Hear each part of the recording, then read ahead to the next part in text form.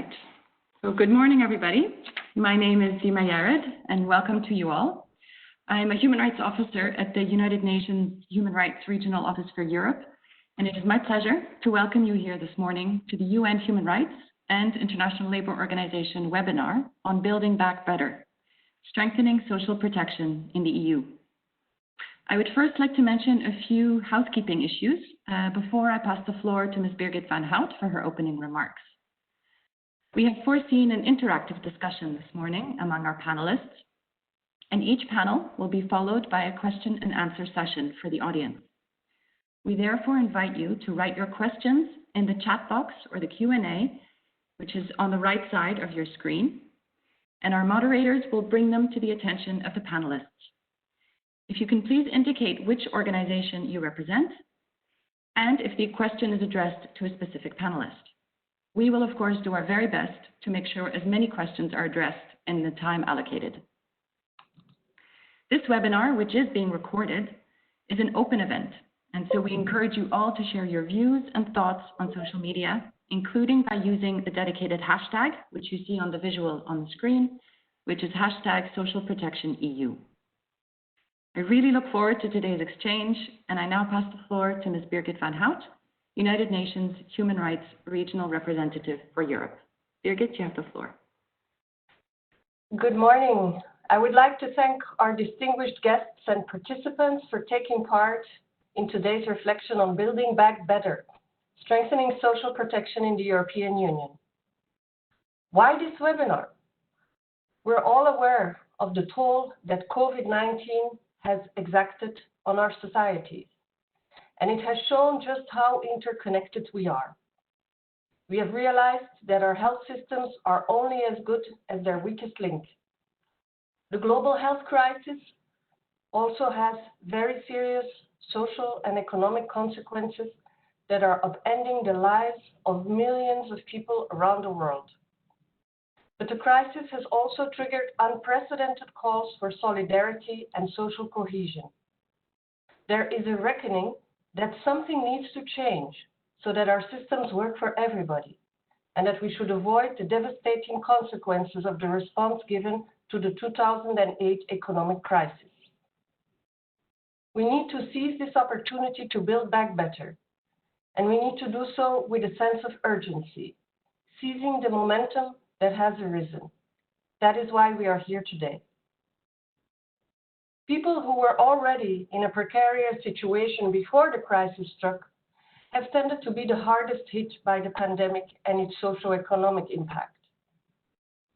Poor people have worse health, live in worse conditions, and may not be able or may not have been able to self-isolate. As a result, they are more vulnerable to the disease.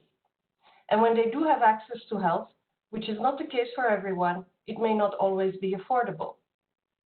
We've also seen people fall through the cracks: the self-employed, homemakers, recently graduated students, or persons in between jobs. We have witnessed serious problems with support systems for older persons and persons with disabilities.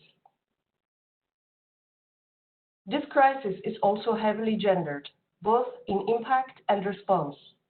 Women do more unpaid care work than men, and more frequently find themselves in the informal economy, which receives much less state attention than the formal economy. There is no one-size-fits-all to overcome this crisis, but the normative and policy framework set out in the international human rights law and labor standards and in the 2030 Sustainable Development Agenda can help to guide an appropriate response. Social protection is crucial for guaranteeing a life in dignity. Its core principles of universality, solidarity, and equality are key to the enjoyment of all human rights.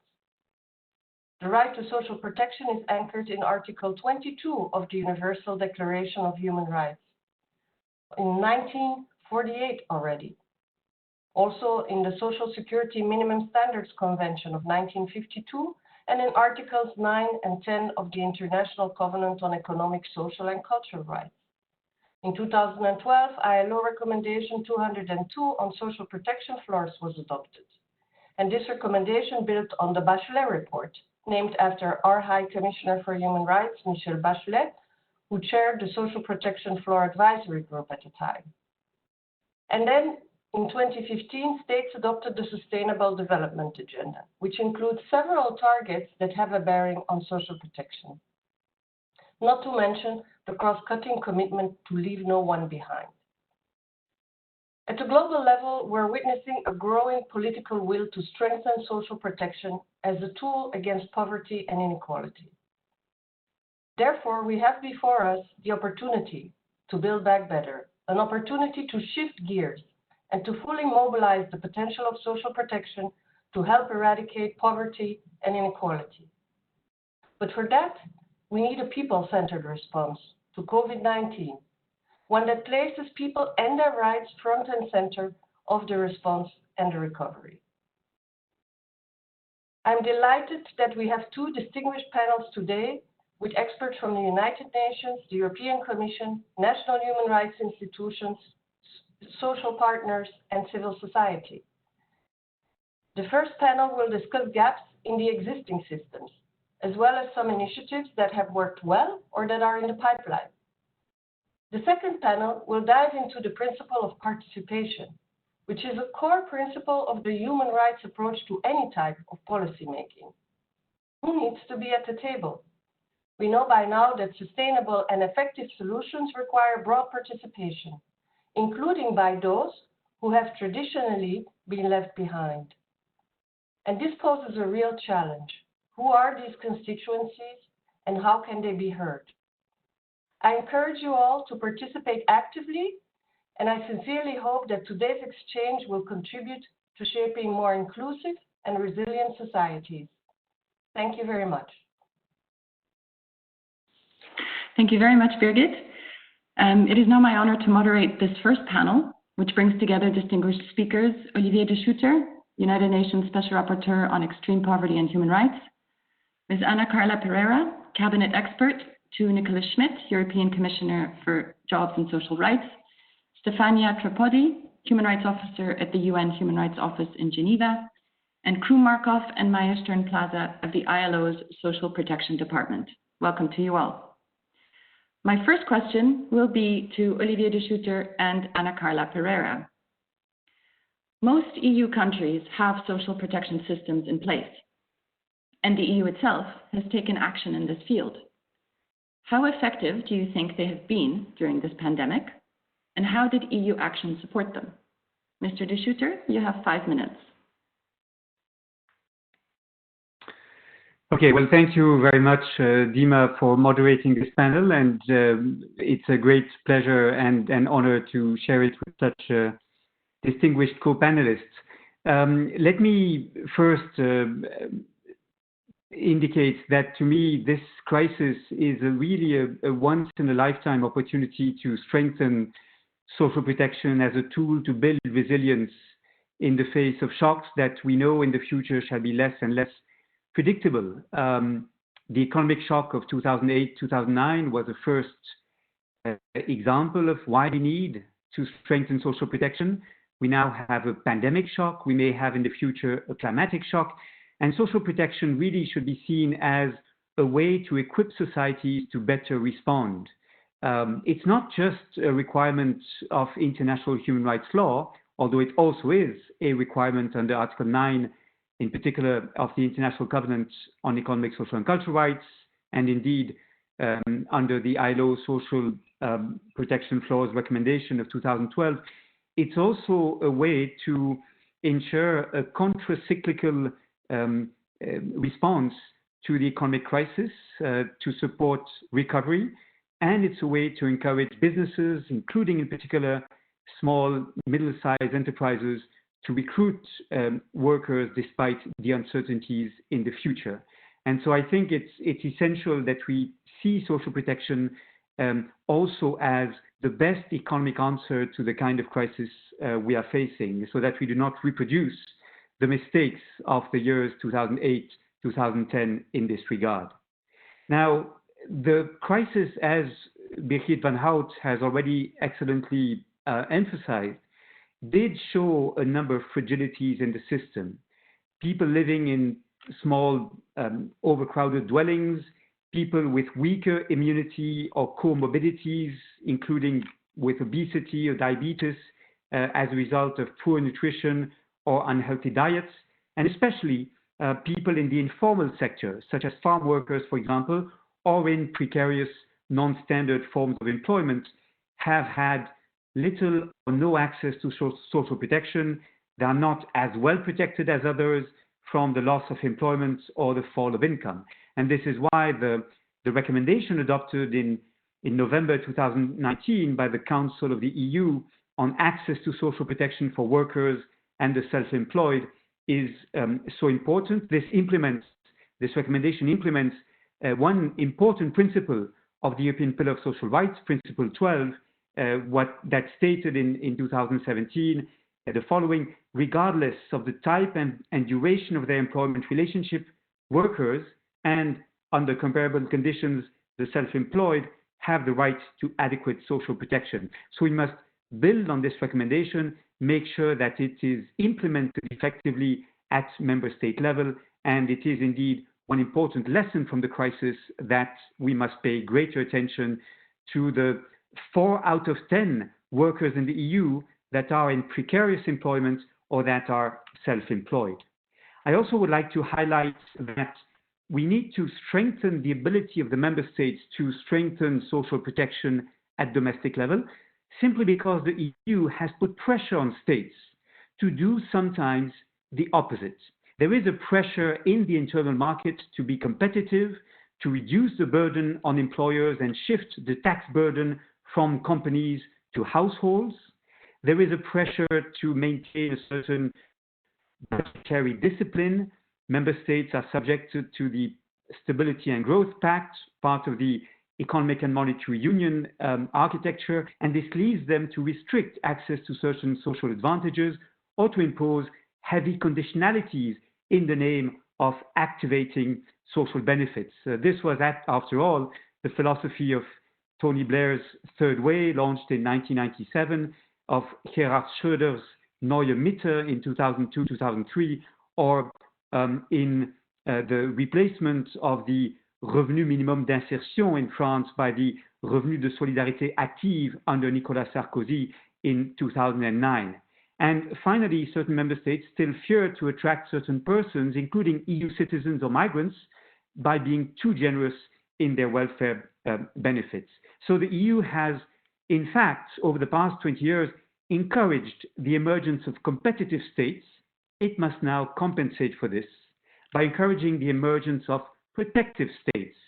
And this is the deep significance of the European Pillar of Social Rights as a counterweight to the Stability and Growth Pact and to the pressures of the internal market.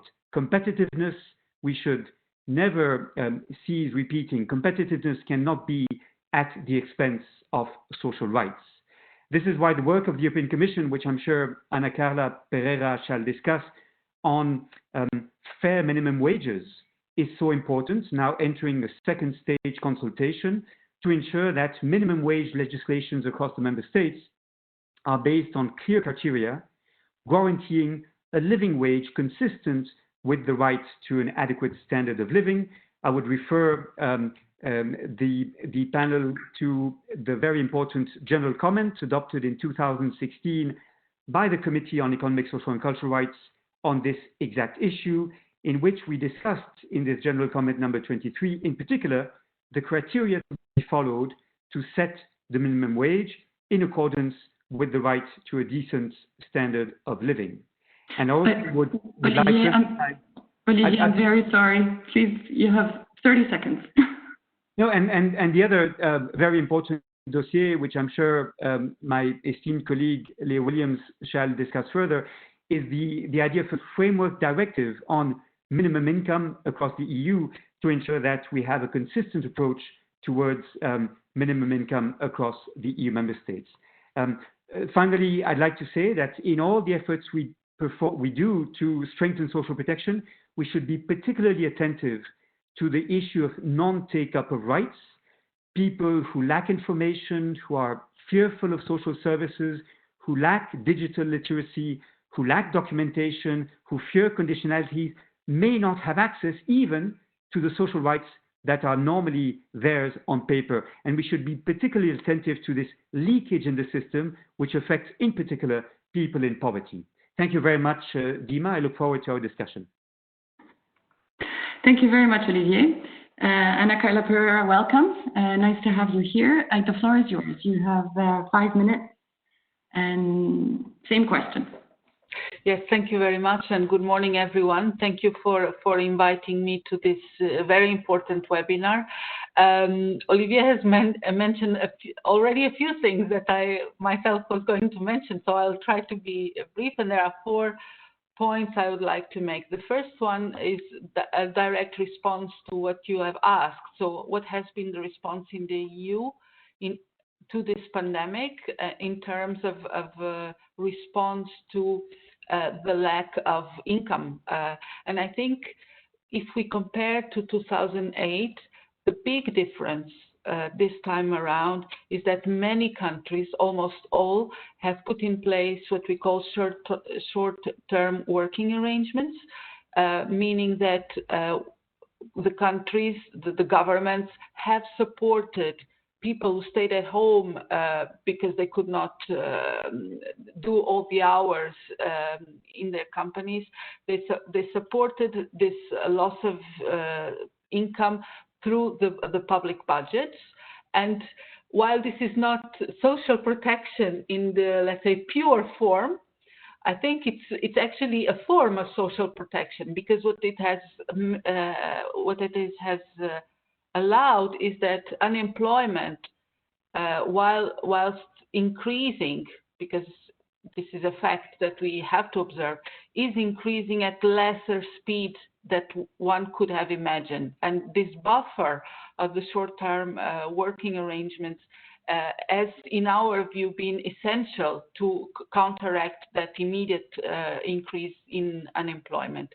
So while this is not social protection in the way we talk about social protection, it is a form of income support for those that are at work.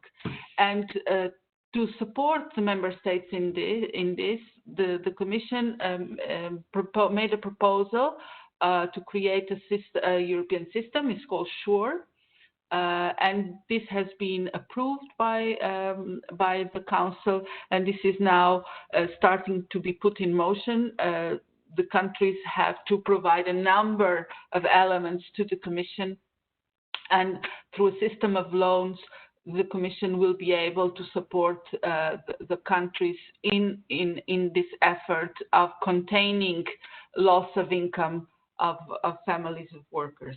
So that is, to us, has been an essential answer to the pandemic. But obviously, it is not enough.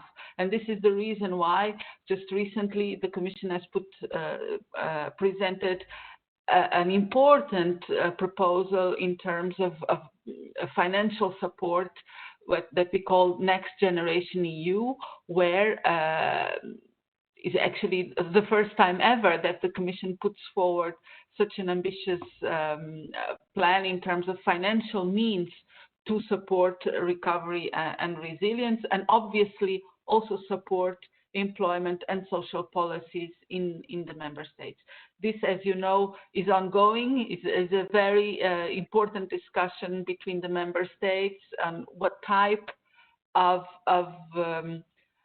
relationships do we engage with in the implementation of this facility. And as Olivier mentioned, there are issues of how much this money will be conditional to certain reforms, what would be the distribution key between the different countries. All this is obviously extremely sensitive and is now being object of discussion. My second point is to concur to what you have said already before, that this crisis just puts at light, on the spotlight, structural elements that were there already, and structural weaknesses we have in Europe. And despite the fact that we have rather robust social protection systems compared to other parts of the world, we do have many parts of the population who are uncovered. If we think of those at work, we can think of self-employed that in many respects are not covered by social protection. We have many people in temporary and short-time work contracts who are covered, but or they are formally covered by the law, but in practice they don't have access to protection, and this obviously has a great impact on young people. And this is also one of our preoccupations right now, is to make sure that young people normally are the first hit by economic depression are supported. We have seen the weaknesses in long-term care facilities and what that meant, the lack of quality standards and the conditions in which care workers have been conducting their essential tasks, how weak the system is. We have witnessed homeless people. The message was stay at home, but if you don't have a home, where do you stay? So that has also been put to our face quite clearly with this crisis. And of course, there is also the issue of the safety net of the minimum income, because of course there are many families who don't have any source of income at this point of time. And it opens the reflection of what is that we can do at European level to substantiate and strengthen those minimum income schemes that exist already at national level. I know that I have to stop. I just want to say two things, if you allow me. The first is to concur that the European Pillar of Social Rights remains obviously our canvas of action, and the Commission will put forward an action plan in 2021, early in the beginning of next year, which will lead to a social summit in Porto under the Portuguese presidency to discuss the social goals and the implementation of the pillar. This would be a follow-up of the Göteborg declaration, and I think that's an important information for this debate. And the second point, if you allow me, is that the Commission is going also to launch a green paper on aging end of this year. And while the focus is more really about aging and the demographic issues, of course, this entire discussion around the models of social protection and the way to finance it and what kind of solidarity do we want between generations is something that will be part of that reflection too. I'll leave it at that. I hope I was not too long. Thank you. Thank you very much, Ana Carla. I will then move directly to the second question, which I would like to put to our colleagues from the ILO and from the UN Human Rights Office, to Stefania Tripodi and Krum Markov. Our UN Secretary General has said that countries need to build back better. Now, when he says that, what exactly does that mean in terms of social protection? And concretely, what measures would you recommend? Stefania, you also have 5 minutes. Thank you, Dima. Thank you very much. As my fellow panelists have already shown, the COVID-19 crisis has exposed the weaknesses of a social and economic system that has neglected to invest sufficiently in fundamental public services. So the call of the Secretary General is to invite states to use this crisis as an opportunity to create more inclusive health and social protection systems, able to stand future shocks. From a human rights perspective, building better social protection will result in a universal system in which everyone is protected without discrimination. But this would require an improved balance between contributory and non-contributory schemes to ensure everybody is protected by risks and contingencies, including the most marginalized, who often suffer from multiple and intersecting forms of discrimination and might have not been in a position to contribute formally to the social protection system. Let's take, for example, migrants in an irregular status who work as domestic workers. Most of them are women and suffer from discrimination related to their legal status and their gender, and often have no access to social protection benefits. So in Building Back Better, it is essential to integrate human rights. First of all, because it's a legal obligation, and as Olivier has pointed out, it also makes economic sense to come out of a crisis. And integrating human rights in the analysis of existing gaps, but also in the design of a new social protection system that is more resilient and inclusive. In fact, the human rights framework offers like a magnifying lens to identify the multiple dimensions of discrimination and inequality the social protection should address. And moreover, the right to social protection and the human rights framework in general offer normative and policy guidelines, putting people and their well-being and rights at the center of any social protection system, prioritizing the most vulnerable and marginalized. Let's take, for example, in this context, the adequacy of benefits. Is an essential element of Building Back Better, because whether in cash or in kind, benefits must be adequate in amount and duration in order to ensure that everyone may enjoy his right to family protection, adequate standard of living, and crucially, adequate access to healthcare. One measure taken by some states in Europe in the context of the crisis has been to increase the minimum level of benefits for unemployment because it was judged inadequate to provide a buffer to stand the crisis. And this is a good practice that should become the standard practice. In fact, human rights would require, and also to have a better, more resilient system, states to monitor regularly the adequacy of benefits to ensure that beneficiaries are able to afford the basic goods and services. And it was already mentioned that participation and access to information are fundamental human rights, but are also key to build a better and more comprehensive social protection system. Rights holders and beneficiaries in general should be able to participate in the design and administration of the social security system, and the system should always be established under national law and ensure the right of individuals and organizations to seek, receive, and impart information on all social security entitlements in a clear and transparent manner. And this would help to overcome the obstacle that Olivier mentioned, that there are some rights holders that do not access because of obstacles like digitalizations, for example, or stigma that might be attached to social protection benefits. Importantly, social protection measures should also be gender responsive and take into account women's unequal burden of unpaid care work. Older women are especially at risk of being excluded from social protection system. The unpaid care that they've performed throughout their lives obstructs their ability to access formal employment and therefore contributory social security or decent wages, endangering the right to an adequate standard of living across their life cycle. And in the context of the COVID-19 crisis, we've seen how women have been shouldering the majority of the unpaid care work, which has increased, skyrocketed in this crisis with the closure of schools and the impact of the health crisis as the care of children, sick and older persons has fallen more heavily on them.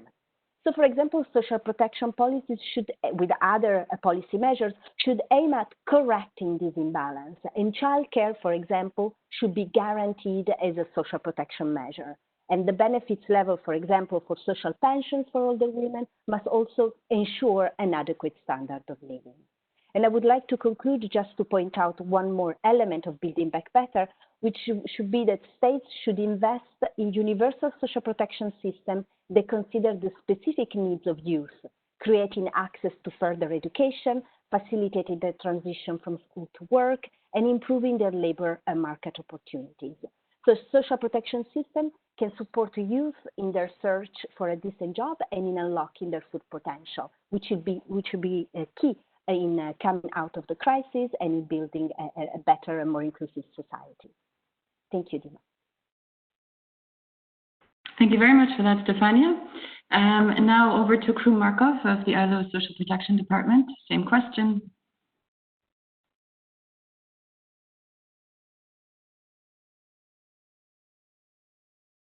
It works better if I unmute myself. Thank you, Dima, I was saying, and thank you for inviting us to participate and to co-organize this webinar. The question is complex. how to build back better. What does it mean? What does it mean in terms of social protection? And of course, there is no, so to say, a single answer or one straight answer to that question. My point will be to express that building back better in terms of social protection implies increasing reliance and compliance with internationally agreed social security standards and principles and their core principles, because these represent the common good, so to say, that all the international community is sharing. So to start, let me stress that there is consensus that social protection today is an indispensable component of sustainable and inclusive development and growth. And that's important to stress because it has not always been the case. Social protection is now increasingly seen as an investment. So one first observation out of the COVID crisis and its consequences is the adequacy that we need more social protection and not less of it. So in a way, this growing consensus answers the question regarding what needs to be done, boosting social protection, making it more relevant. However, this does not answer the question, how do we achieve it? How do we build back better by ensuring that social protection comes stronger out of the crisis? As I was saying in my introduction, the good news is that the answer to this question is that we have at hand a complete and entire body of internationally agreed technical standards which guide national action in social protection by reference to the core principles of organization and administration of social protection systems, and also establish minimum benchmarks of protection which need to be guaranteed. So why are these standards and the principles that they embody so important for building back better? Well, firstly, they represent the common good, as I was saying, as well as a tested level playing field for strong and sustainable, for building strong and sustainable social protection systems. This is especially true in the European context. We were mentioning earlier on that social protection is very developed in the European Union context, but also European countries have amongst the largest and the highest ratification rate of ILO social security standards. So can we be satisfied with this? Of course not, because there are still challenges as regards their implementation in view of the modern challenges such as the future of work, the evolving labor markets. Mr. De Schutter was also mentioning the challenges between competitive European states that have become also competitors to attract investment and to attract productivity. So, and I'm thinking here also of the difficult reforms that are at the moment being done in various European countries in the area of healthcare, in the area of old age pensions, for example, and these are a good illustration of this. So from this perspective, the crisis represents a key moment for boosting the advocacy and support for the principles established internationally, so that they could continue to be a common good, and a common good that is guiding the road towards universal social protection in order to build back better. And I wanted to illustrate with 3 concrete examples the importance of these principles, both in times of crisis, but also importantly beyond the crisis for building back better. And I will be making a reference here to the core principles of responsibility of the state, to the principle of universality and social dialogue. The first observation is that in many respects, the crisis, including in Europe, acted as a wake-up call, and I think someone used this expression already, and that a wake-up call that no one better than the states can be organizing the national solidarity for the crisis response effectively and legitimately. The dynamics and beliefs are now changing, and with strong support for the principle, with increased attempts to engage the liability of the state in case of it fails to deliver on this responsibility. And the important element here is that ILO standards place on the state the general and overall responsibility for organizing effective and comprehensive social protection systems that are based on principles such as collective financing, social solidarity, equality, non-discrimination, rights prescribed by law, etc. So building back better will imply that states will need to take into account all these principles and try these standards. And many countries expanded social protection during the crisis in order to guarantee this principle. The second principle that is to be implemented in a way by states in exercising their responsibility for building strong social protection systems is the principle of universality. And social protection based on the belief that social protection should be accessible to everyone, and is another key component of the set of public policies that need to be developed and implemented together. Indeed, as we said, that in the world's richest countries, the crisis placed on the spotlight the numerous people who fell through the cracks, and Europe was an illustration of that. We all remember the lineups for food bags, be it in Paris or even in Geneva, that were reported across the world. So continued efforts aligned with international principles, therefore need to be leading to more social protection in view of the objective of universality of protection through, as Stefania was saying, the most optimal combination of contributory and non-contributory mechanisms. And last point would be to stress that, as a matter of fact, the building back better does not mean building back less, but on the contrary, building back more. And in this sense, the multiple shortcomings of fiscal consolidation and austerity do not merit further discussion in view of their damaging consequences that were illustrated by the previous crisis. And from this perspective, building back better means that the state will need to be proactive to fill the gaps that were identified during the crisis, and seeking to reduce social budget and social security rights, to reduce the amounts injected in social protection during the crisis. Sorry, I think I'm over my time, so I may leave the final elements for the question and answers. Thank you.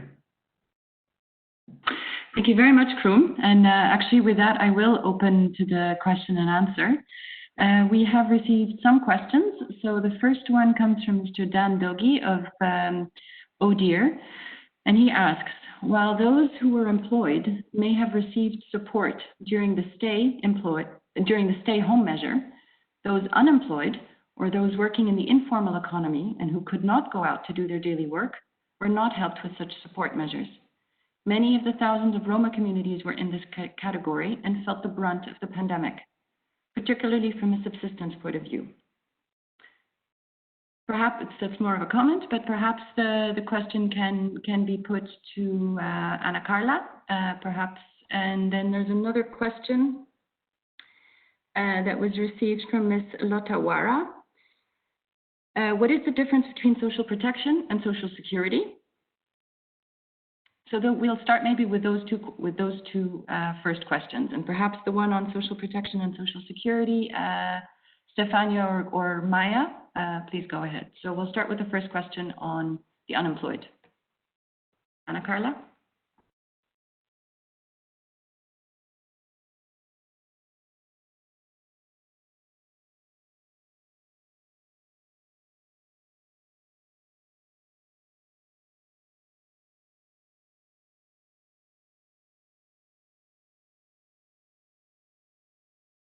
Ana Carla, I'm sorry, you may be muted.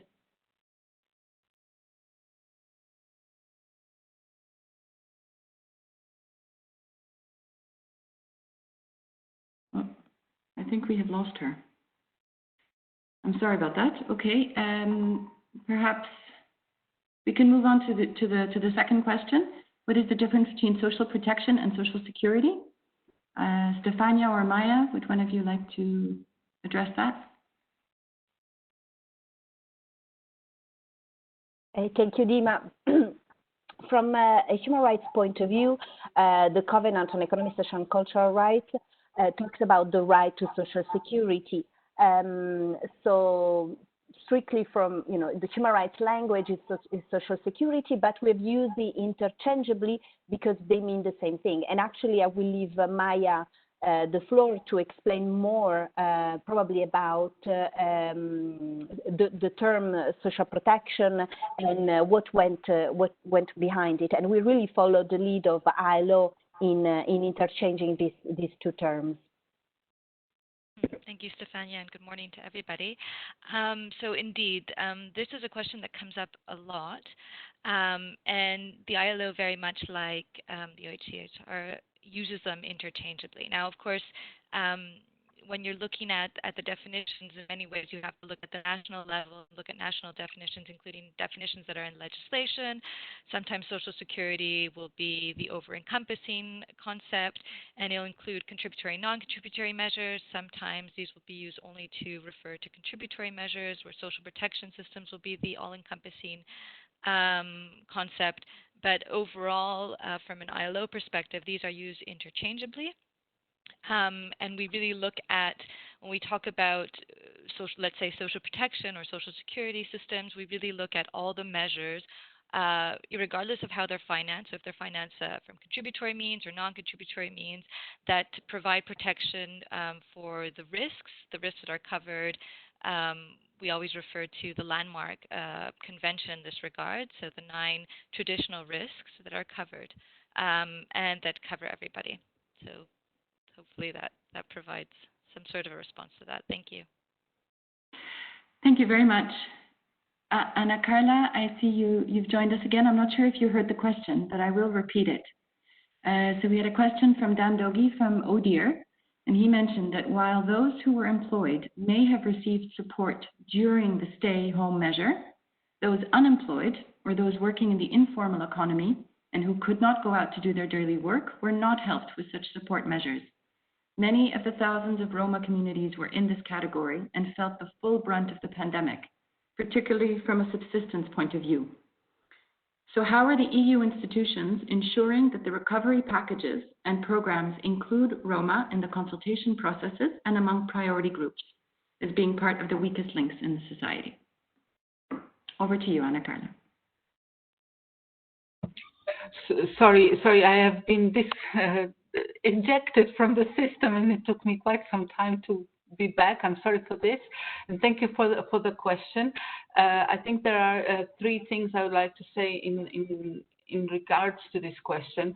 The first one is obviously to acknowledge that there are many people who have been left without any support, and this is obviously something that we cannot accept, and this is part of our reflection of how we can support further at European level.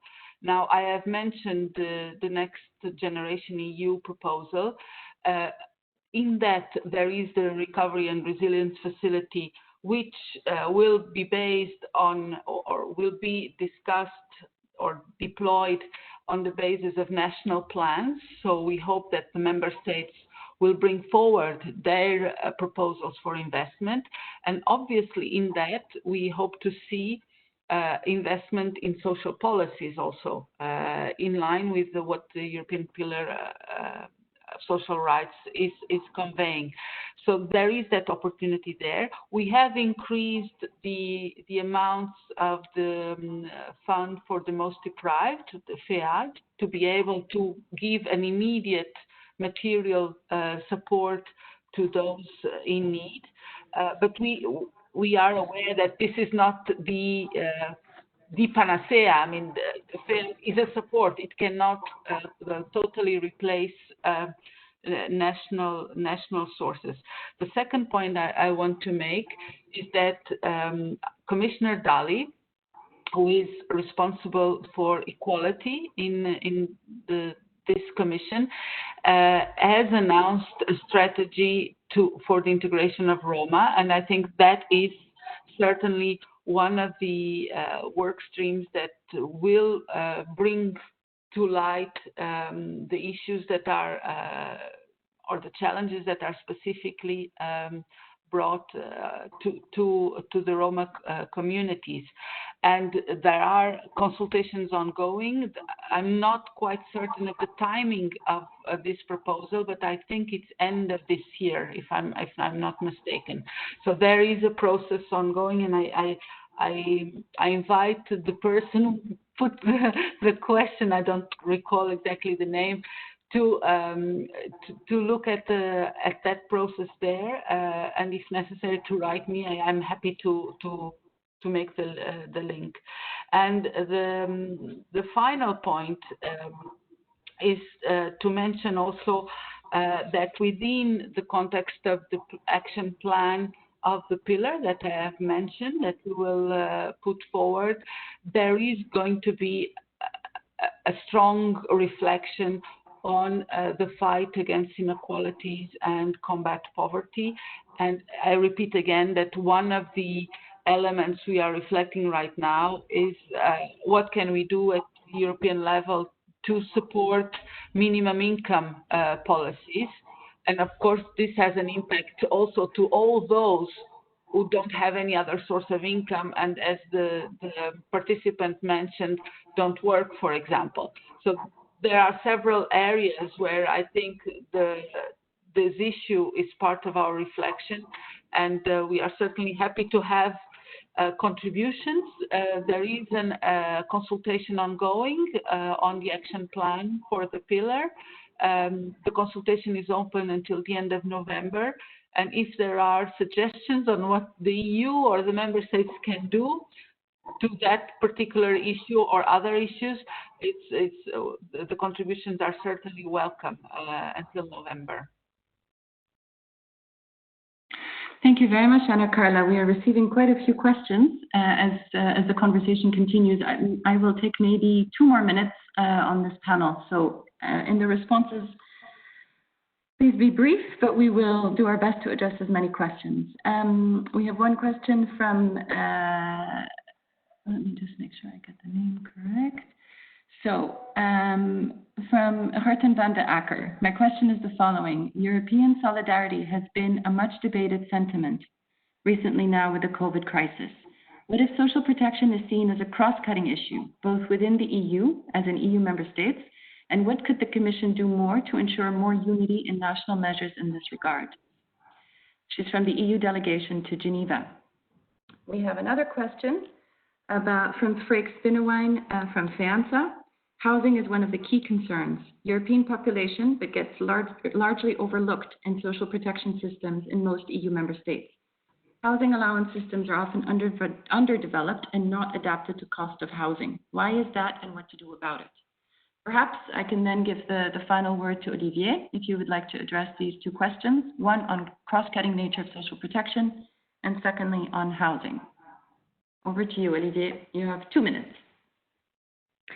Many thanks, Dima. And I think these are excellent questions. Let me first, in response to Mr. Gerten van den Acker, mention that part of the debate on social protection is not only about which entitlements we guarantee, but also how these are financed. Indeed, in the call to action of 2019 of the Universal Social Protection 2030 partnership, there is a reference to sustainable and equitable financing. And so not only should we pay attention to whom we support, but also how they are supported and where the money comes from. It's important to make sure that the fiscal choices that are made shall not increase inequalities and shall not lead to a situation which would be one in which people in low-income groups finance the very social protection that they're meant to benefit from. And so this is why, indeed, the question of Mr. van den Acker is important. It's vital that the ministries of finance and budget are involved in this discussion so that we do not lose that part of the equation of social protection. I would say this, that in the context of the EU today, we are witnessing a very important shift in perspective in which countries, not only Germany, but also increasingly Denmark, Sweden, the Netherlands, Finland, are understanding that it is in their own interests that other countries in the EU are strong enough to support their population. We have become too interdependent within the EU for us to be able to afford, for example, Italy or Spain or Greece failing, because after all, these are the countries where the Germans export to, and these are the markets on which all other countries, particularly the best performing ones, depend. And so social protection is a matter of solidarity, but it's also a matter of enlightened self-interest by all the countries in the EU who can, in solidarity, encourage each other to strengthen social protection and to cushion the impact of the crisis.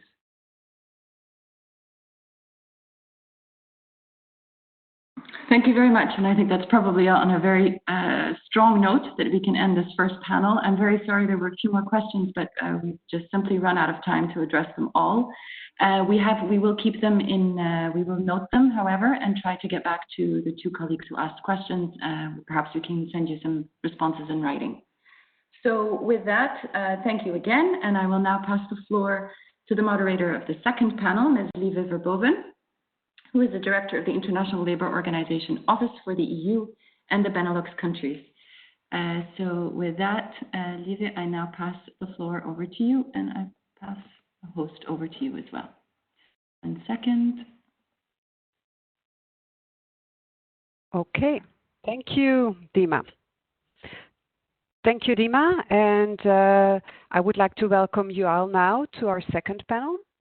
In this panel, we will focus on the participation of rights holders and stakeholders in the design of social protection policies. And our panelists of this second. So let me welcome you all to the second panel now. In this panel, we will focus on the participation of rights holders and key stakeholders in the design of social protection policies. Our panelists are Leo Williams, he's the director of the European Anti-Poverty Network. Debbie Koner, and she's Secretary General of the European Network of National Human Rights Institutions. Lina Carr also will join us as Confederal Secretary of the European Trade Union Confederation. And also Rebecca Smith, she's the Deputy Director of Social Affairs at Business Europe. So we also have the participation of social partners in this panel. Now, without further ado, let me give the floor to Leo and then Debbie, who will address the first question.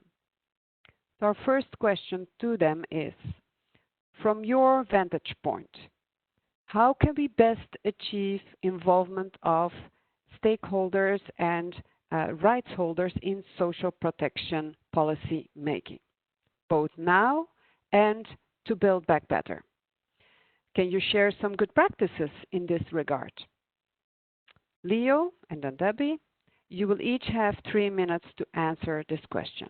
So let me pass the floor to Leo first. There you go. Thanks, Lieve. Thanks for the invitation to speak today. So yes, I'm speaking on behalf then of the European Anti-Poverty Network, which is the largest EU-wide network of independent grassroots anti-poverty NGOs with national networks in 32 states throughout Europe and 13 thematic European organizations as members. And the participation of rights holders and specifically people experiencing poverty is really at the heart of everything that the EAPN does. Our focus here culminates in an EU-level PEP meeting, a people experiencing poverty meeting every year, organized by EAPN and the European Commission, and often with the presidency of the European Council as well, where 4 people experiencing poverty from each country throughout the EU meet to discuss issues they've chosen and selected together and with decision makers in Brussels. It follows months of preparation together at the national level. And one of the topics of last year's meeting was indeed participation in societies and political processes. And maybe I'd like to share just a few key recommendations which came out of that process. The first was then that governments and EU institutions should trust rights holders and people experiencing poverty. They stressed that the importance of recognizing that people experiencing poverty are the best experts when it comes to the problems they are facing. The second recommendation was that governments and institutions should make investments in participation of people experiencing poverty in these processes in terms of time, space, and resources to build the structures and the capacity for this. They call for the strong financial investment in these participatory processes, which we see as key to embed regular processes through specific forums in order to monitor the effectiveness of services and policies and to signpost challenges and solutions. Thirdly, governments and institutions should introduce requirements to meaningfully engage people experiencing poverty in decision-making processes which impact their lives and develop clear criteria for what counts as meaningful and genuine participation. And these criteria should be co-created with people experiencing poverty, respecting the principle, nothing about us without us. The final recommendation then was that people experiencing poverty should be invited through NGOs working for and with them, and also through their self-organization. So examples for in social policy, for example, we should be aiming at a balanced representation between people experiencing poverty, organizational representatives, informal groups, and social NGOs, and others should be sought. And we shouldn't just be aiming at one-off engagement, but better to build strong and regular dialogue platforms. There was a question around good practice, so maybe I'll just point to two good practices which we've seen in our members over the years. The first comes from Spain, where they have a third sector platform, big coalition of NGOs working on social policies and poverty issues. And this is a real key interlocutor for the Spanish government on social policies. So before the specific government meetings, EAPN in Spain, our member there, drafts a document based on input from people experiencing poverty and working groups, sends it out to all of the regional members of EAPN and people experiencing poverty. Those draft documents are reworked and thus have good legitimacy from the ground, and they're then discussed with the platform before being used as an input into the meetings with the government directly. And secondly, in the UK, it doesn't exist anymore, but a number of years ago, there was a project in the UK called Dialogue Spaces, where you had 40 members representing a third of senior civil servants, third NGOs, and a third people experiencing poverty directly. They would meet every 6 months to review progress on anti-poverty frameworks, based on themes being collectively agreed on all members, with an objective of creating a space for ongoing dialogue amongst those directly involved in policy making, those working to influence it, and those affected by policy outcomes. I think I'm a little over my time, so I think I'll stop now. Yeah, thank you, Leo. And you, Debbie, what is your take on this? Do you also have these good ideas and good practices to share with us? Thank you very much, Liva. I'd like to start off by just making clear that free, active, and meaningful participation is a fundamental basis to an inclusive society. I know that that has been presumed in the question that you asked, but I really think that needs to be underlined. We've seen the impacts of COVID-19 and the associated public health measures, that they have been disproportionately bad for certain groups, and in particular, the most marginalized. And this is partly, as we heard from Birgit, that there are historical inequalities impacting on many groups across Europe. But it's also because the measures taken were taken through emergency measures, accelerated procedures, and did not have even the most basic participation or consultation. And this meant it didn't take into account the impacts they would have. And so it's incredibly important that particularly the most marginalized are included in policy making. This might be an investment at the beginning, but it leads to savings at the end, because it will lead to a more inclusive society, a more cohesive society, and all society will benefit. As Leo was saying, through participation, we understand the needs of those that the policy will impact on. So it's basically better policy making. And in addition to the excellent community-based and NGO initiatives that we heard about from Leo, NHRIs can also offer sort of part of the solution. NHRIs sit between civil society and the state, so they can support participation of rights holders and those experiencing poverty. We've shown this through our guide to a human rights-based approach to poverty measurement and reduction, but also to give a few examples. First, when NHRIs are monitoring human rights, they can include participation of those with lived experience in their monitoring and also design of benchmarks and indicators. And we've seen in Scotland how the NHRI has included residents from social housing in particularly bad conditions. This can also impact on the advice given to government. And we've seen how in Belgium, NRI's member has really set up very inclusive dialogue with those living in poverty and many other groups, and made sure that they have also direct access to the policy makers. Finally, when it comes to awareness raising, NHRIs can really help rights holders to understand their right to participation and how to make the most of it. And of course, at the other side, speaking with the state to help them to set up the structures that are required. And finally, I'd like to underline that none of this can be done alone. And we are working with Essex University to really catalogue and build on the good practices of NHRIs, National Human Rights Institutions, in this regard. And we look forward to working further with APN and other partners to make sure that NHRIs across Europe can support the best possible participation of rights holders in policymaking. Thank you. Thank you, Debbie. Let me now turn to Lina Carr. Lina, why is it important to ensure the participation of trade unions representatives in the design and the implementation of national social protection systems? And how can this be achieved in times of crisis and beyond? Okay, thank you. I hope you can hear me. We hear you very well. Very good. Go ahead. There is a Kremlin in the works this morning, so I couldn't join as a panelist. So I'm joined the meeting as just a participant. But it's good I can deliver the trade union message to all of you. So when we look at it from a trade union point of view, very clearly the trade unions or social partners have a very specific role to play when it comes to the design and implementation of social protection systems.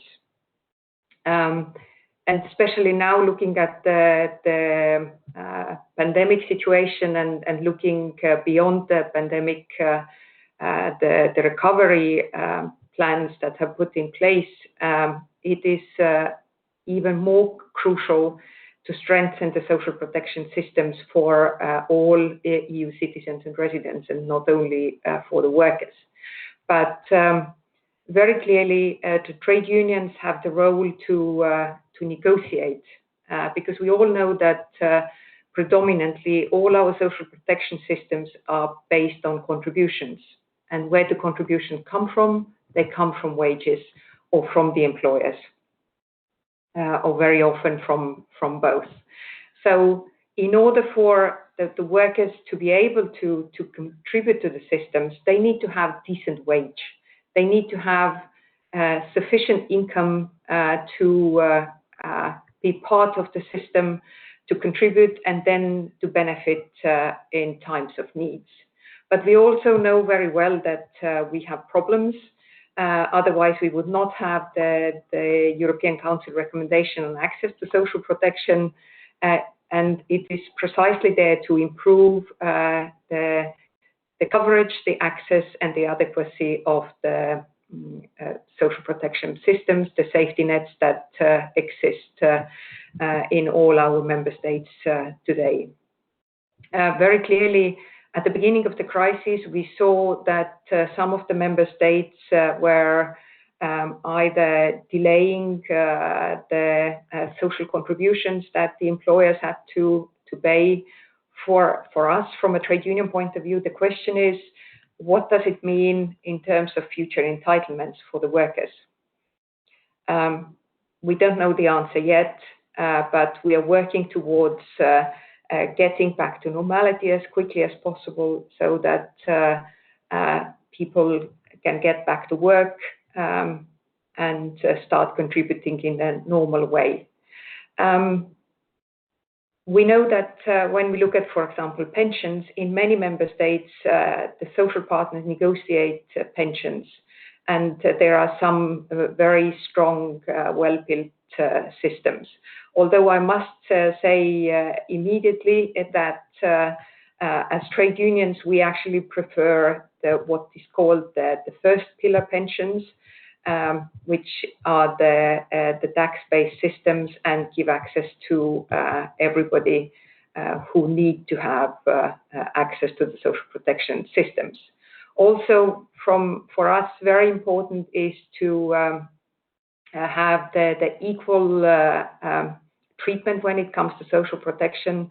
No, we don't want the gender-based discrimination. But unfortunately, because of the gender pay gap, we also see very big gender pension gap existing in our member states. So our main tool for building good, strong systems and implementing social protection systems is, of course, collective bargaining and social dialogue. So through these tools, we need to make sure that any reforms that will happen, that they are fair and they improve the access and adequacy and coverage of any system. So also through collective bargaining and social dialogue, we very clearly have can develop the ownership of the system and make the enforceability of any reform or the implementation of the system more effective and beneficial to citizens. Thank you very much. Thank you very much, Lina. Let's now turn to Rebecca Smith of Business Europe. For you, Rebecca, as representatives of the employers' organization in Europe, why is it important to ensure such a participation of employers' organization in the design and the implementation of national social protection systems? How can this be achieved in times of crisis and beyond? So up to you. Thank you very much, Liva, and thank you for inviting us also here today. I mean, first of all, I think clearly, as you all know, we have very different national social protection systems across member states based on the whole social system at national level, the traditions, the history of those systems, and that also means that we have different levels of responsibility of social partners in the design, the delivery, and the governance of those systems. In some member states, of course, it's very much a responsibility of the social partners. In other member states, it's more a responsibility of the national governments. Lina's already mentioned pensions, where often in a lot of countries it's a mixture of the two. And for us, it's important to have this mix between the state statutory systems, but also we believe that occupational systems, whether that's regarding pensions or other types of benefits or branches of social protection, that those occupational systems where there is governance between the social partners is really important.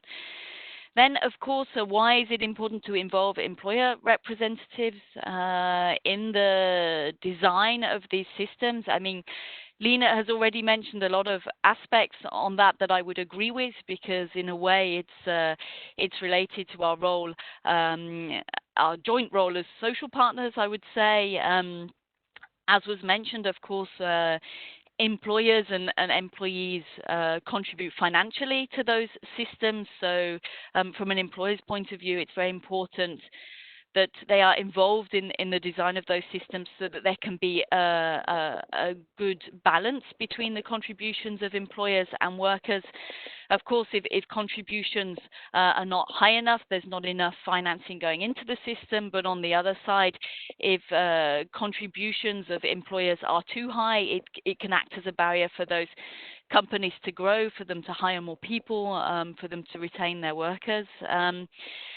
And I think the other point is, of course, that it is the social partners that know the labour market very well, because they're acting at that level, as Lina said, devising collective agreements, negotiating, but also understanding how to run companies and trade unions, of course, understanding the needs of the workers. And I think one point I'd like to make here that hasn't been made so much in our discussion so far is the importance of understanding the links between the social protection systems and the labour markets.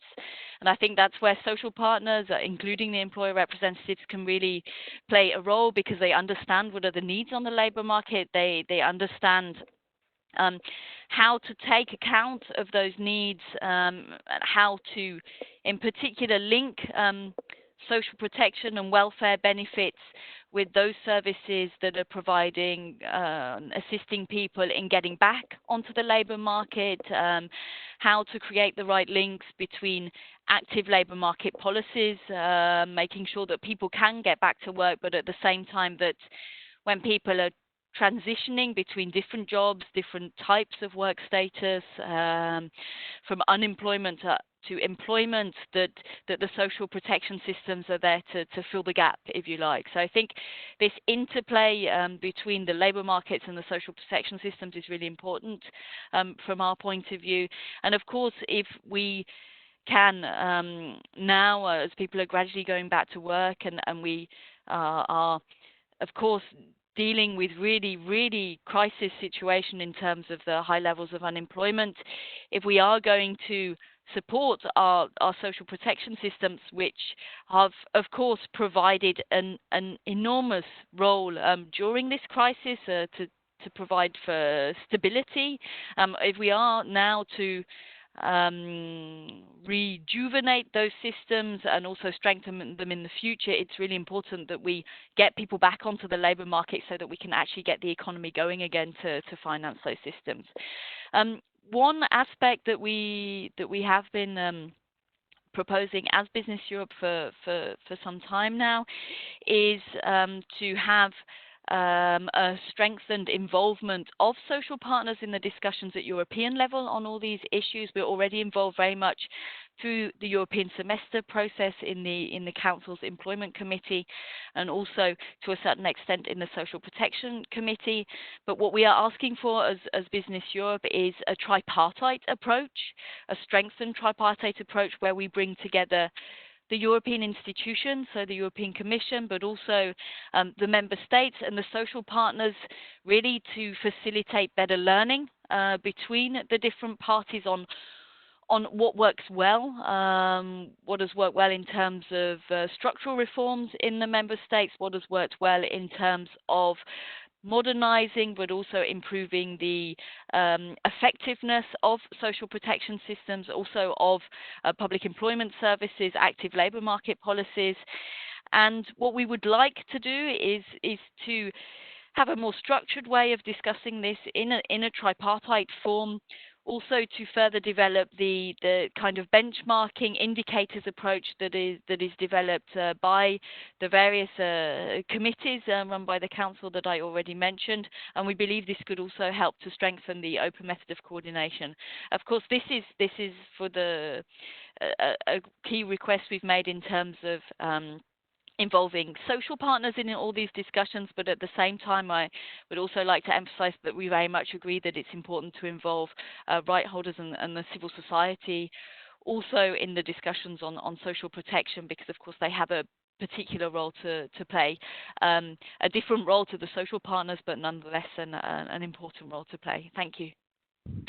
Okay, thank you, Rebecca. So Lina and Rebecca, you both demonstrated that the involvement of trade unions, employers' organization is important at a national level, but you also made the case for more involvement at the European level and even spelled out how you would like that to be more strengthened.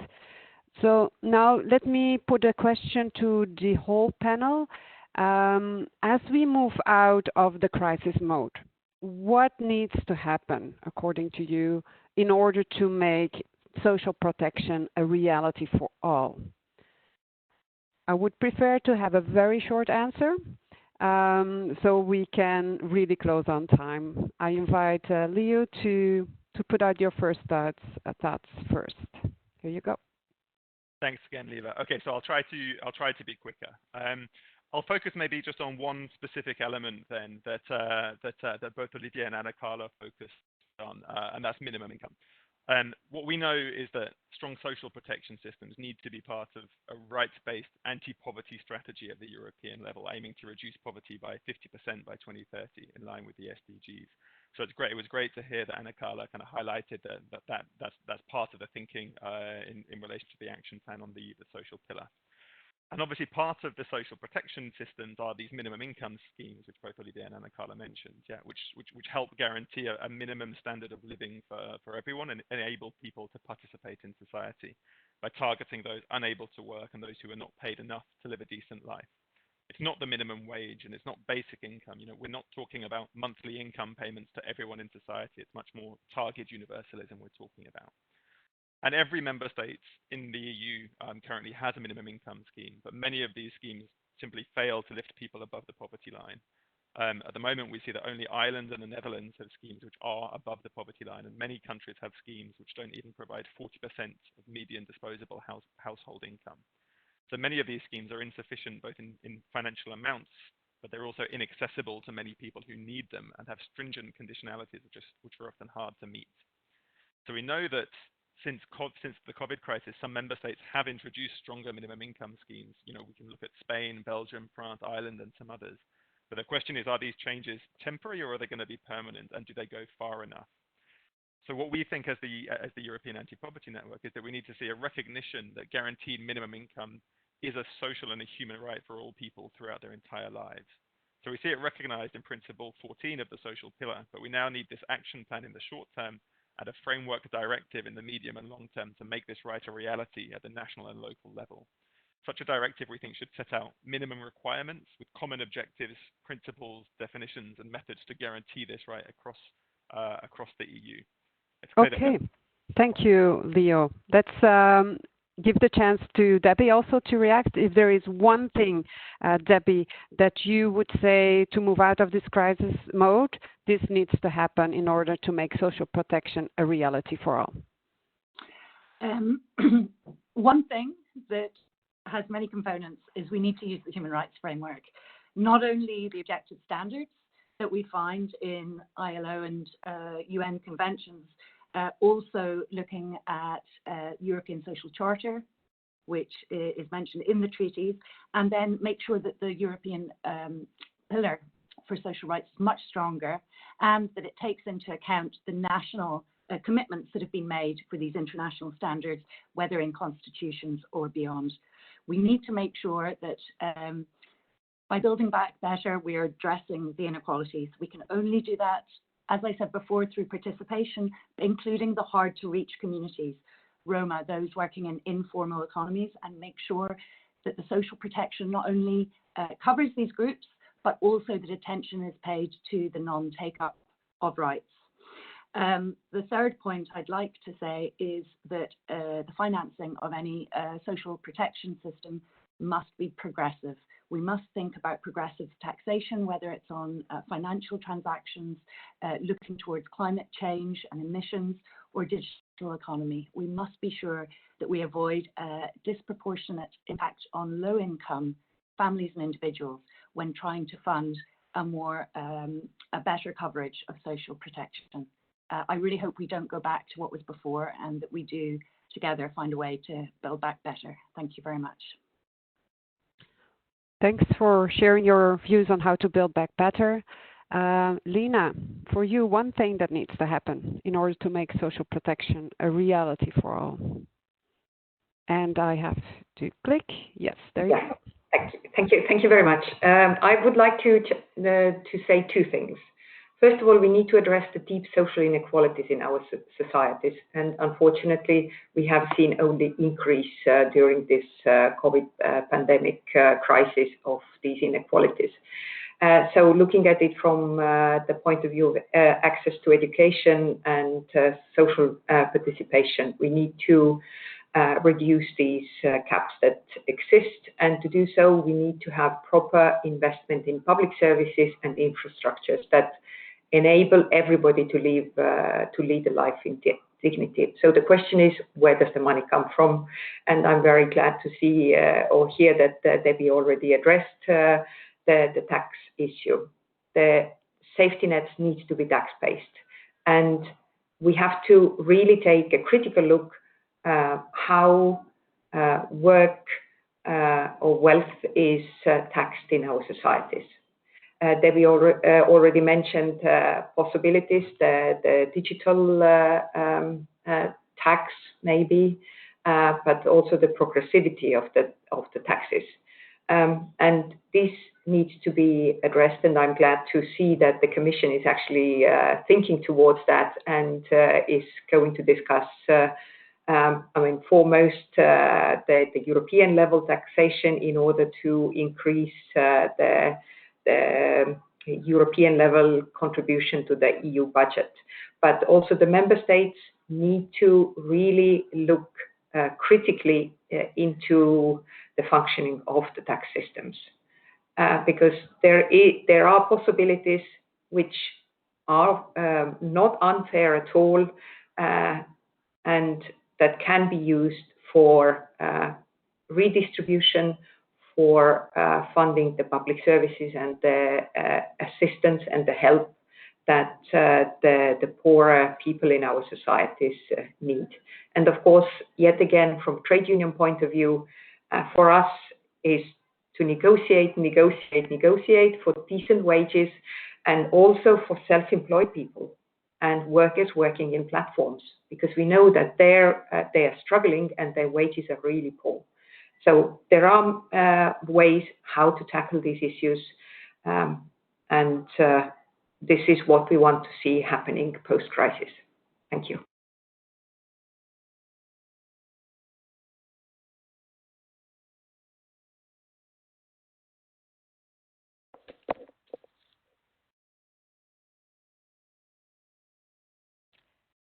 Lieve, you're muted. Yeah, so thank you. Let me put the last question not to Rebecca, but instead suggest to answer one of the questions from the chat box. Rebecca, de Graaf from FNV Netherlands, the trade union, asks if it would be possible to imagine or even create a social protection system not linked to the labor market. And as we were talking about a lot on the labor market, I'm putting this question forward to you. And then please a very short question, and then I turn to our closing statement. Thanks. Okay, thank you, Lieve, and thank you for the question from Mr. de Graaf. I think, from my point of view, of course, there are certain aspects of social protection systems that provide universal rights, but without a link to the labor market, I find it difficult to see how those systems could be financed. Of course, those systems need to be able to provide income support for people who can't work, who are in situations of poverty and social exclusion, who are transiting between different jobs. But I think ultimately what we believe as employers is that you need to have the link to the labor market, because everybody that is able to work should be able and should have a chance to work on the labor market. And then, of course, you need to have the contribution base. So that's about getting the economy going again, tackling unemployment, making sure we have more people in the labor market to actually be able to finance the social protection systems. Then I think just one or two points where we would like to see action. The recovery plan presented by the Commission is very positive from our point of view, but we need to get it agreed. So we're calling very strongly on member states to actually take action and agree on this. And we also need to make sure that the money is channeled in the right way. And that's where I think it's good from our point of view that there's a link to the European semester process there to make sure that the money is going in the right direction, that it's being channeled towards efficient but also effective reforms of social protection systems, which provide the balance that I just said. So adequate financial contributions into those systems, but at the same time making sure that people can get back to the labour market. Then I think, of course, we need to make sure that the recommendation on access to social protection is implemented in those countries and on those aspects of social protection where it's necessary, bearing in mind that the coverage and issues are very different from one country to another. But where the gaps do exist, we believe that this is the right tool to help and to guide member states. And we also believe that we should revisit the 2008 recommendation on active inclusion. It's been forgotten a bit, I find, and I think it's a shame because it was broadly agreed on, this recommendation, and it really brought together the three key pillars from our point of view: active inclusion, access to services, and adequate income. And I think we need to go back to that recommendation and try to revisit it and maybe revive some of the ideas that are in it. Thank you. Okay, thank you very much, Rebecca. So let me now thank all the participants and also those who had put in some more questions as we went along. Those that were left unanswered, we will endeavor to give you an answer in writing. And so it's time now to turn to my colleague in Geneva, the director of the Social Protection Department, Ms. Shara Radzavi, who will be giving some closing remarks. So, colleague, please, over to you, and thanks to all. Thank you very much, Liva. Can you hear me? Yes, we can. Yes, you can. Okay, great. Thank you so much. It was really a pleasure to listen to all of you, all of the panelists, as well as the questions and answers. And if you allow me, I'm going to sort of take a little step back from a lot of the detail that was said to sort of situate the situation that we're in, and then offer a few closing remarks. As many have argued, and today, this was said as well, particularly in the beginning by Olivier, about this COVID crisis really being a wake-up call and a sort of giving us a taste of many of the shocks and crises that are to come. And here I'm thinking of particularly of the climate crisis, of course. Now, the economic crisis that has been unleashed by the COVID crisis, I think, does point to something quite important, which is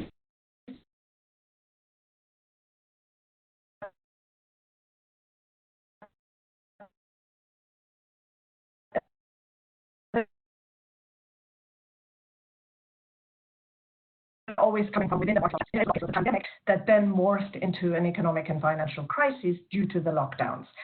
But rather, so therefore, I think the point really to emphasize is that the problems and the tensions and crises that we're experiencing are coming from the interactions between the capitalist processes and the non-market spheres that underpin our economies, specifically, health systems, care systems, the environment. These are all non-market sort of underpinnings, if you like, of the market economy.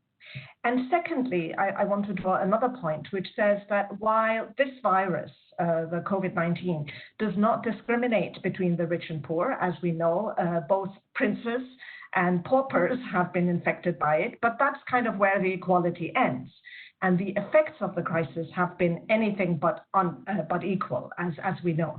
Those who have been better off, more likely to have adequate health coverage, those with more secure employment contracts and access to social protection, and those who are able to quarantine themselves while continuing to work remotely from their safe homes with good internet access and good schooling for their children, have fared very differently from those who have lacked access to all of these systems of social protection and also some of the privileges that come from having accumulated wealth and income. Now, if the adage of the 1990s, I think, was, as it was put by a very famous president, it's the economy stupid, I think our post-COVID slogan must be, it is the society stupid. Really, and the point that I want to emphasize is that to support a human-centered future where human rights are enjoyed by everyone, and this is what really came across from all of the panels, economic and social policies need to work in tandem. And social protection systems, I strongly believe, I would argue, is the best catalyzer that we have for reconciling economic and social policies. Now, typically, the role of economic policies has been seen very narrowly as being all about, promoting growth and competitiveness, and then you have a sort of social protection system that comes in and kind of addresses the casualties of that growth process, which is very much captured in this notion of safety nets. However, I would say, and all of you, I think, have pointed to it, Europe's own economic history shows that social protection systems are not something that you build after you develop, nor are they merely safety nets to catch the few who are unfortunate and who fall through the cracks. Quite unlike, I think, this perspective, social protection systems are a necessary ingredient for building dynamic economies and inclusive democratic societies. Although, as Olivia pointed out at the beginning of our seminar today, that lesson has sometimes been forgotten by some European governments themselves. So this vision, I think, coming from the history, has as its bedrock the principles of universality of coverage, of adequacy of benefits, of solidarity in financing, of participation and accountability that all of you have been talking about, which is indeed also a vision that is very well reflected in ILO's social security principles and standards, which are the foundation on which we stand. Now, the need to build such systems of collective assurance, of mutual assurance, becomes particularly clear when we are going through a crisis, whether it's a war, whether it's a financial meltdown, or a pandemic like we're all in today. And such moments, I think, really underline very clearly the importance of solidarity and the fact that we are a society. We're not just a collection of atomized individuals, each of us a little island unto itself. Those who are unable to quarantine themselves or to get treatment endanger their own lives, as we know, but also the lives of others. In a pandemic, this public transmission channels become very clear. And if one country cannot contain the virus, then others are bound to be infected or reinfected. So this connectivity and this solidarity, I think, has become very clear because of the nature of the crisis that we're in, a global pandemic. And I think European experience after the Second World War, or East Asia's experience after financial crisis, the East Asian financial crisis in 1997, these were really illustrative of the kind of transformative potential that systemic crises have, that can jolt society into action, into demanding, claiming entitlements, and really making a strong case for building social protection systems on the basis of those human rights and social security standards that we have, which are so visionary and so helpful. And I think that has been really an important interesting thing to watch, through the history, how these moments of crisis have worked. However, I think there are also many instances when the right lessons were not learned, and we let the crises go to waste, as it were. Less than 2 years after the 2008 financial crisis, the push for fiscal austerity put the brake on any kind of expansive vision that there may have been of trying to build and strengthen social protection systems in all countries, despite the overwhelming endorsement that the ILO recommendation 2002 received on social protection floors from all member states in 2012. Despite that endorsement, we let that crisis go to waste, and we had nearly a lost decade due to these fiscal austerity measures. Now, if today we agree that from a human rights perspective, macroeconomic policies, economic policies, including macroeconomic policies, need to pursue a broader set of objectives, which include the reduction of poverty and inequality and enjoyment of rights, then we really need to integrate those social objectives into our macroeconomic policies. And let me just end by saying that this means using fiscal policy tools to mobilize the maximum available resources. Reference was just made to the need for progressive taxation. Absolutely. In order to uphold the rights of all persons to social security. And this is exactly what the European Commission has done, I think, by triggering this escape clause to allow exceptional fiscal support. By allowing maximum flexibility to its budgetary rules, I think it helps member states to support their healthcare systems, to support businesses and jobs, to save lives and to save people's dignity and livelihood source and employment and social protection systems during the crisis. And I know that conversely, we also know that well-designed and adequately financed social protection systems can also prove to be very useful as counter-cyclical measures to enhance macroeconomic performance during a crisis, to hasten the post-crisis recovery by increasing aggregate demand, employment, and also the tax revenues that governments need in order to reinvest in the social transfers and social services. Social protection policies do have very positive economic outcomes, and economic policies, I'm suggesting, also must include social outcomes as their objectives. And this false dichotomy between social and economic, we really need to get rid of. And I would suggest again that social protection systems are the best catalyzers we have for reconciling economic and social policies. But just let me end on one point. Europe does live in a globalized world, and developed countries which have greater financial capacities will need to take the lead, because they have that capacity, to demonstrate the potential of using the current crisis to make much needed investments in social protection systems.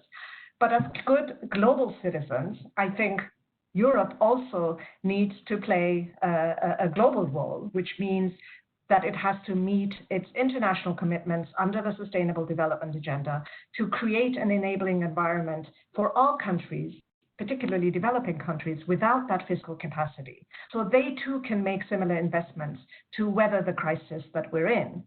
After all, both the pandemic and economic collapse, if it happens in developing countries, it is bound to have spillover effects also for Europe.